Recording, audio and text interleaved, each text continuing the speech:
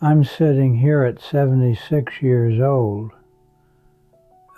looking out my window at the oak tree in my backyard. My granddaughter planted it when she was 7. She's 23 now. That tree grew while I was, busy checking my phone, answering emails that don't matter anymore, attending meetings I can't even remember. The tree didn't wait for me to notice. It just grew. Let me tell you something I wish someone had grabbed me by the shoulders and told me when I was your age, when I was 26 and thought I had all the time in the world. Time doesn't run. It slips quietly, softly, without any warning at all.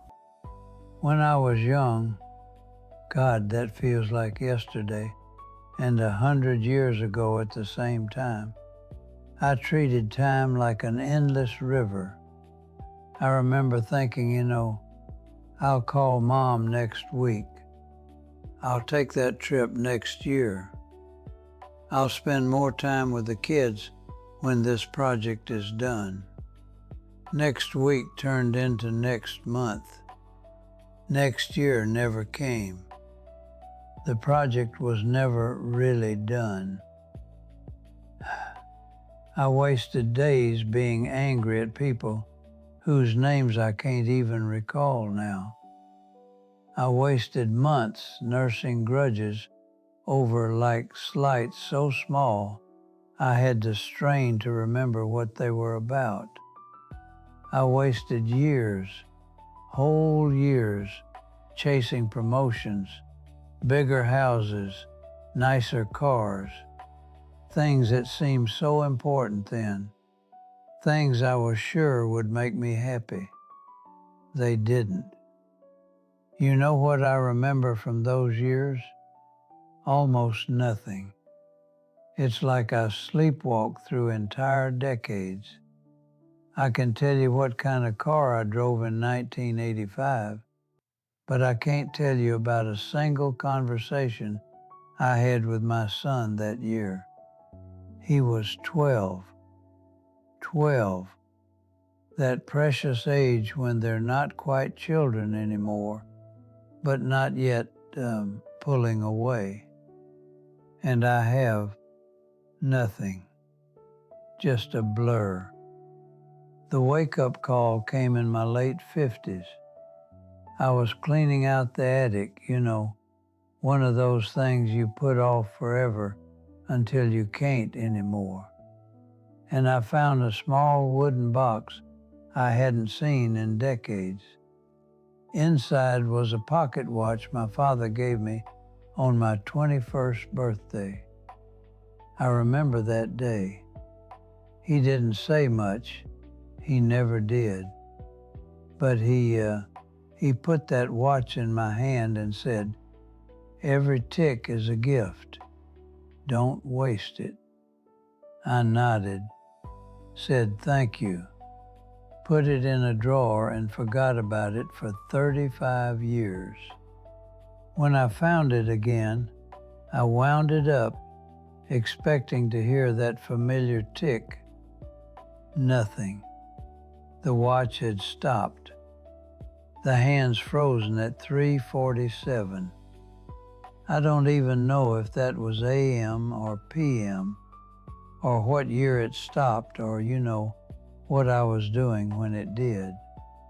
I sat there on the dusty attic floor, holding that silent watch, and something broke open inside me. The watch didn't stop. I did.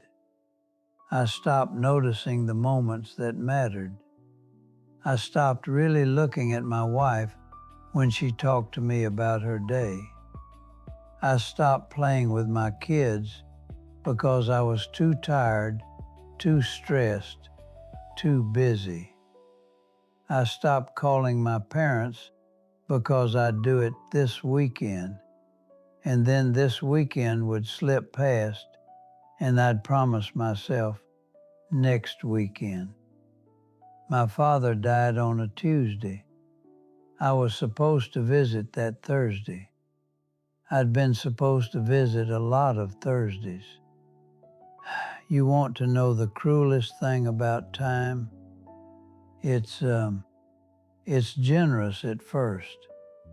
When you're young, it gives you so much that you think it's infinite. 24 hours in a day feels like plenty. Years stretch out ahead of you like an open highway. So you spend it carelessly. You spend it on arguments that don't matter, on worry that changes nothing, on scrolling through other people's lives instead of living your own. You tell yourself you'll be more careful with it later when you have less. But here's what they don't tell you. You don't suddenly become wise about time when you get older. You just run out of it. And then you stand there like me, looking back at all those hours you let drain away, and you can't get a single one back. Not one. I can't buy back the evening I snapped at my daughter because I had a bad day at work. She was 9. She'd made me a drawing. I barely looked at it. I can't buy back the weekend my wife suggested we take a drive, just the two of us, and I said I had too much work. I can't buy back the years I spent waiting for retirement to, really start living. You know what I was waiting for? I was waiting for permission, waiting for the perfect moment, waiting for everything to be just right. Life doesn't wait for you to be ready. I had a colleague once, Tom. We worked together for 15 years. Good guy. Always talking about this boat he was going to buy when he retired. Had the model picked out, knew exactly where he'd sail it, had the whole dream planned in detail. He died 6 months before his retirement party. The boat just stayed a picture in a magazine. I went to his funeral. His son spoke, said his dad always talked about someday. Someday we'll go fishing. Someday we'll take that road trip. Someday we'll have that long talk. His son was crying, saying, "We had so many somedays that never came." I sat in that church pew, and I felt it like ice water in my veins. I was Tom. Different details, same story. I was living in someday while today slipped through my fingers. That night I went home and I did something I hadn't done in years. I just sat with my wife. No TV, no phone. I just sat with her. And I asked her about her day. Really asked. Really listened. She looked at me funny at first, like she was trying to figure out what I wanted. That broke my heart a little. When had I made her suspicious of my attention? But then she started talking, and I heard things I'd been missing for decades. The little observations she made about the world, the way she thought about things, the person she was beyond my wife, the actual human being I'd promised to, love and know and cherish. I'd been living with a stranger, not because she'd changed, but because I'd stopped looking. You might be wondering why I'm telling you all this. Maybe you're young, and this seems like old man rambling. Maybe you're thinking, I'm different. I won't make those mistakes. That's what I thought too. But here's what I've learned. Sitting here at 76, watching that oak tree grow while I tried to figure out where 40 years went. Life isn't measured in years, it's measured in attention.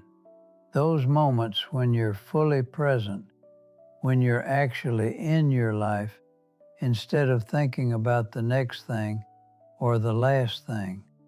Those are the moments you get to keep. Everything else just evaporates. I remember the afternoon I taught my son to ride a bike. Not the year, not the day, but the moment itself.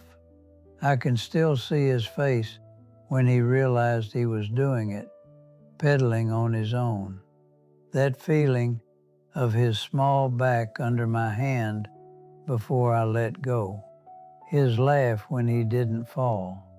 I was present for that. I was there. That memory is sharp and clear and real. I can't remember 90% of the meetings I stressed over. Can't remember the traffic jams I fumed in. Can't remember most of the things I worried about that, never even happened. The time I spent not paying attention, it's just gone, like it never existed. Last month, my granddaughter asked me what I regretted most about my life. I thought about it for a long time. It's not the risks I took that didn't pan out. It's not the job I didn't get or the money I didn't make. It's the things I delayed. Every not now that became never. Every later that ran out of time. The guitar I was going to learn someday. The trip to Italy I kept postponing. The apologies I was going to make when I was less angry. The thank yous I was going to say when I had more time. Most regrets don't come from the things you did. They come from the things you kept putting off until the chance disappeared. Here's something nobody tells you when you're young. A single hour of real presence, of actually being where you are, with who you're with, is worth more than a year of distraction. I spent years in the same room as my family, but I wasn't there. I was in my head, in my worries, in my plans, in my phone. Now I'd give anything for one more real conversation with my father, just one, where I ask him the questions I never asked, where I listen to him the way I should have. But I can't have it. He's gone. The chance is gone. That's the thing about time. It gives you chances, but it doesn't, it doesn't give them forever. People ask me sometimes what success looks like at my age. They expect me to talk about achievements or money or legacy. You want to know what success looks like? It's my wife squeezing my hand while we watch the sunset.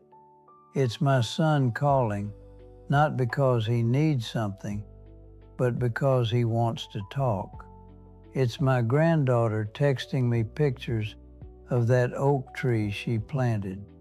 It's the relationships I finally showed up for before it was too late.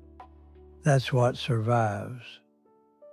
Not your job title, not your bank account, not the grudges you held or the arguments you won.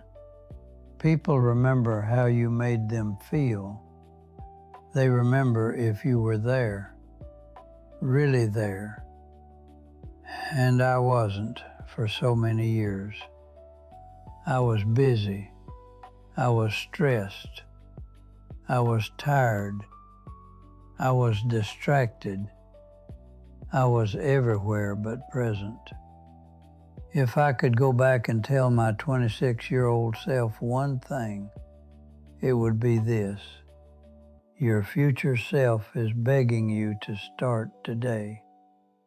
Not tomorrow, not Monday, not when things calm down, or when you're less busy, or when, circumstances are better. Today.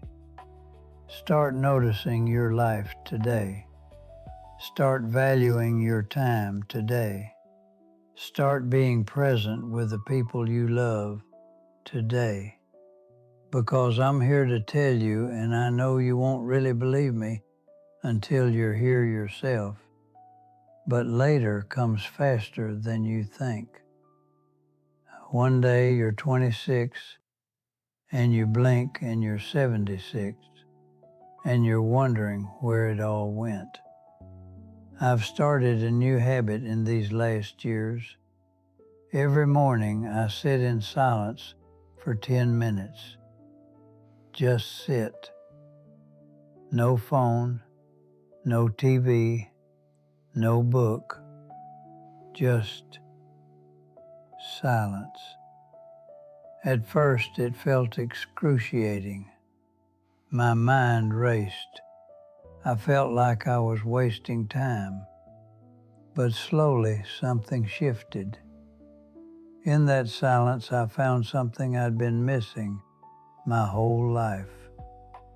Answers. Not big cosmic revelations, just small truths. The answer to what really matters today. The answer to how I want to spend this hour. The answer to what I'm grateful for right now. Silence isn't empty, it's full. But I spent 70 years filling it with noise so I wouldn't have to listen. You don't need more time. You really don't. You need more awareness. You need to stop sleepwalking through your days. You need to stop living on autopilot, letting the current carry you wherever it wants. You need to wake up and decide how you're spending this irreplaceable moment, because it is irreplaceable. This exact moment, right now, you'll never get it again. I spent so much of my life waiting for the right time, waiting for things to calm down, waiting for permission to live the way I wanted. I was waiting for later to be easier. It never was. Later brought its own complications, its own stress, its own reasons to wait. The perfect time never came, because there is no perfect time. There's just now, and what you choose to do with it. Here's what I know now that I didn't know then. Small daily choices shape entire decades. The choice to really listen when someone talks to you. That compounds over years into relationships that sustain you. The choice to put down your phone and look at the sky. That compounds into a life that feels lived instead of, endured. The choice to say, I love you today, instead of assuming there will be a tomorrow. That compounds into a death without regrets. I thought the big moments were what mattered. The weddings, the promotions, the milestones. But it's not the big moments. It's Tuesday afternoon. It's breakfast on a random morning. It's the small choice to be here, to be present, to be alive in this unremarkable, irreplaceable moment. That's what makes a life. I keep my father's watch on my desk now, still broken, still stopped at 3:47. But now it reminds me of something different. It reminds me that every moment I'm living is a moment that watch can't measure anymore. Every conversation I have, every sunset I see, every squeeze of my wife's hand, the watch is stopped, but I'm not yet, and neither are you. So here's what I want to leave you with, whoever you are, whatever age you are. Don't wait as long as I did. Don't wait until you're 76 to realize that the life you're waiting to start is already happening. It's happening right now while you're planning and worrying and putting things off. Your life is not coming, it's here. Start noticing it. Start valuing it. Start living it before the clock stops. Because I promise you, and I know this as surely as I know my own name, you will never ever regret being more present. You'll never look back and wish you'd spent more time scrolling on your phone. You'll never wish you'd held more grudges or spent more time being angry. You'll never wish you'd put off that conversation, that trip, that moment of connection. But you will regret the time you wasted. You will regret the presents you didn't give. You will regret the life you postponed. I'm 76 years old. I've got less time ahead of me than behind me. That's just math. But the time I have left, I'm not wasting it anymore. I'm here. I'm awake.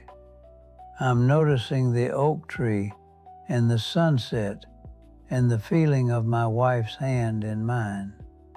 I'm finally living before the clock stops. And I'm telling you, begging you, don't wait as long as I did to do the same. The watch doesn't stop ticking because you're not listening. It stops ticking because it runs out of time. Don't let that be you.